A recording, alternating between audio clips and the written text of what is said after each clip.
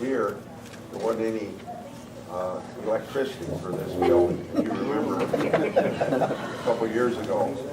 And Mary and I pulled up here, and we found out that, there wasn't any electricity in town. So a few people came to my town meeting, and we either talked by rolling down the window, or a couple people got in the back seat of the car. So we had about a dozen people show up that day, so we were able to deal with at least some of the issues that people in this town had. So I'm glad we're inside now, and we have a much bigger turnout. So with coal, that you still have to do something about equalizing it for you.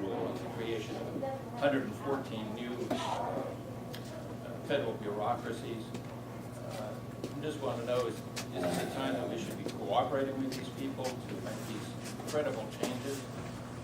Could we see the Republicans mount some more of a kind of a scorched earth defense to slow down these incredible things that are happening that seem to me to be so reckless in view of our very dangerous economic situation?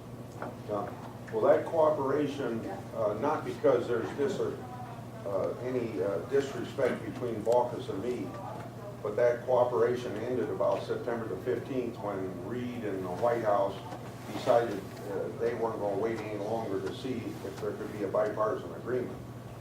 But we did work with 31 meetings, and these are multi-hour meetings from May, June, July into August. We did try to develop a bipartisan bill. Now, what have we, when you got down to the tail end? Rural insurance agents, to say, how is this going to affect you? Because it's going to be devastating on my client base. Well, the answer to, they're sitting down with the leadership of their organizations and the people that those... The Constitution, by contortions of reason and logic, doesn't mean that we can't turn things around and preserve our liberty. Sir, I ask.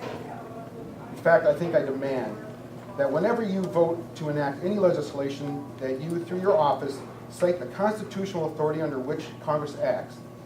And I'm afraid I have to ask this, because that isn't in interstate commerce. And number two, the federal government is a government of limited powers. In other words, the federal government can't do anything that's not specifically said they can do in the federal Constitution, and states can do anything that's not prohibited in the federal Constitution. And then the exchanges, I think, would just be a requirement that states do something that doesn't have money coming to the state for that purpose, because the courts have said.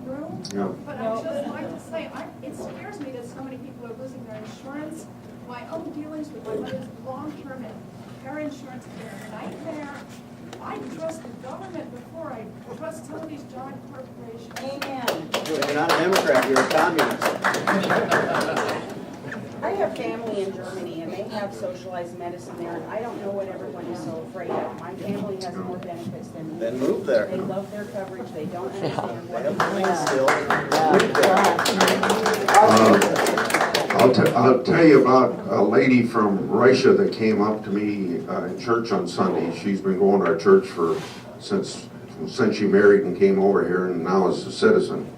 But she came up to me, and I think she thought I was voting for this bill. And she was outraged. What are you doing to us? What are you doing to us? You're going to have the government run everything? I come from Russia. All the doctors are paid by the government. And they don't care anything about us, meaning the patient, was her attitude.